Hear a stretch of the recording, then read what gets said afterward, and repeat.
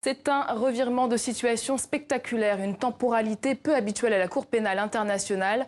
En l'espace de 4 jours, Jean-Pierre Bemba a été acquitté puis remis en liberté provisoire. L'ex-vice-président congolais et ancien chef de guerre était poursuivi pour crimes contre l'humanité et crimes de guerre commis en Centrafrique. Cette décision de la CPI fera date. Vous avez été très nombreux à réagir à notre question de la semaine. L'acquittement de Bemba, quelles conséquences? On revient sur vos meilleures réactions avec Pierre Boisselet, journaliste à Jeune Afrique. Vous couvrez la RDC pour le journal. Bonsoir. Bonsoir. Alors d'abord, avant de commencer, Jean-Pierre Bemba a quitté la prison de La Haye mardi soir. Quelles sont les conditions pour qu'il puisse rejoindre la Belgique? Alors la Belgique a annoncé ce soir dans un communiqué qu'elle acceptait que Jean-Pierre Bemba séjourne sur son territoire. C'est là où habite sa famille aujourd'hui. Mais dans le même communiqué, ils ont dit que ça pourrait prendre encore quelques jours. En fait, c'est un petit peu compliqué parce que Jean-Pierre Bemba est en libération provisoire, en fait. Ce qui veut dire que les juges ont estimé qu'il n'était plus nécessaire de le maintenir en détention. Mais il reste des procédures encore en cours à La Haye. Et donc, tout doit être mis en place pour qu'il puisse retourner, participer aux audiences si nécessaire. Alors sur les réseaux sociaux, c'est l'une des réactions les plus partagées depuis la libération provisoire de Bemba. Les internautes voient en cette décision de la CPI une opération téléguidée. Trésor Mpanzu à Kinshasa pose une question simple.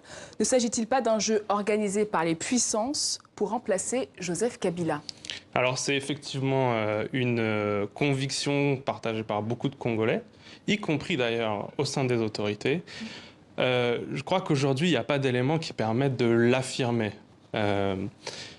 Ce qui est possible, c'est que certains États, parfois, tentent d'instrumentaliser la Cour pénale internationale, par exemple en essayant d'aiguiller ces enquêteurs vers certains cas. Mais pour ce qui est des juges de la CPI, je ne vois pas très bien à quels moyens de pression ils seraient exposés. Romaric Babouko, Congo-Brazza, pense que cet acquittement pèsera très lourd dans les annales de la CPI. En quoi cet acquittement entache la crédibilité de la CPI? Alors, il y a quelque chose d'assez spectaculaire dans le cas Bemba, c'est qu'en 2016, il avait été condamné à la peine la plus lourde de l'histoire de la CPI, 18 ans de prison.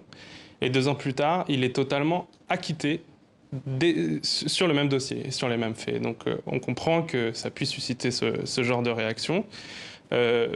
Pour ce qui est des juges eux-mêmes, si on est optimiste, on peut dire qu'ils n'ont pas peur finalement de dire le droit, même si ça contredit ce qu'avaient dit d'autres juges, précédemment. Pour ce qui est du bureau du procureur, donc l'institution qui est chargée d'enquêter et de ficeler les dossiers, là, pour le coup, c'est effectivement un désaveu. Est-ce que cet acquittement va créer un précédent? C'est assez difficile à dire. Il y a encore pas mal de procès qui sont en cours, notamment celui de Laurent Gbagbo.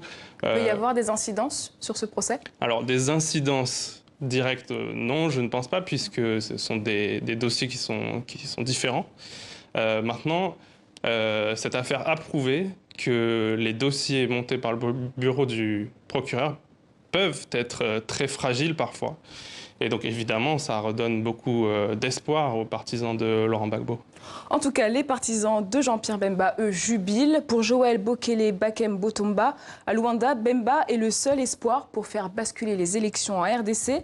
D'abord, Jean-Pierre Bemba peut-il être candidat à la prochaine élection présidentielle? Alors, Jean-Pierre Bemba a aujourd'hui jusqu'au 8 août prochain pour déposer son dossier à la prochaine présidentielle, s'il le désire, il ne l'a pas encore annoncé. D'ici là, il doit surmonter 2 obstacles principaux. D'abord, transformer ce que je disais tout à l'heure, sa détention provisoire en détention totale et définitive, en libération totale et définitive, pardon. Ça devrait être décidé début juillet, donc ça devrait lui laisser encore un peu de temps. Et ensuite, il faudra qu'il rentre au Congo, parce qu'il faut être sur le territoire pour déposer sa candidature.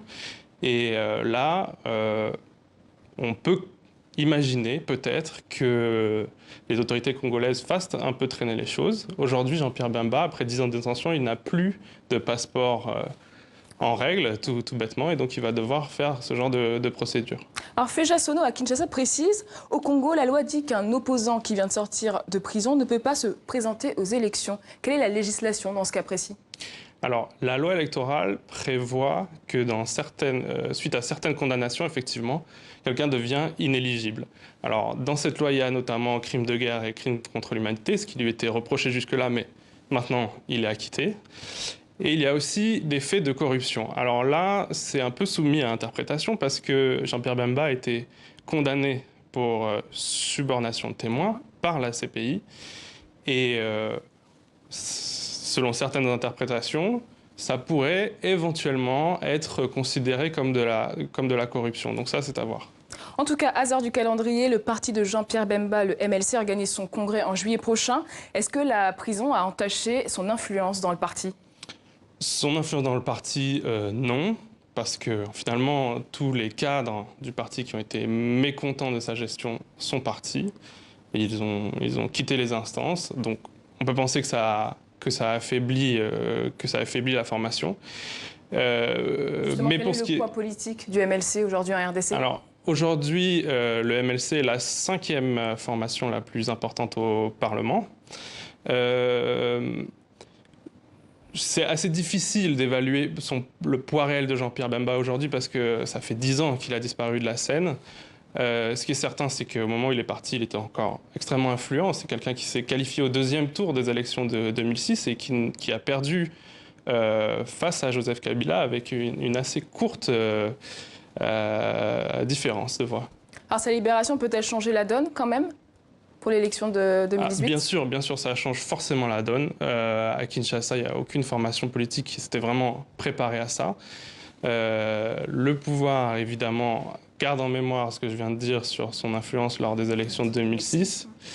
Mais du côté de l'opposition, ce n'est pas forcément si simple parce que cette élection va se jouer à un tour, ce qui suppose que l'opposition soit unie pour espérer pouvoir l'emporter.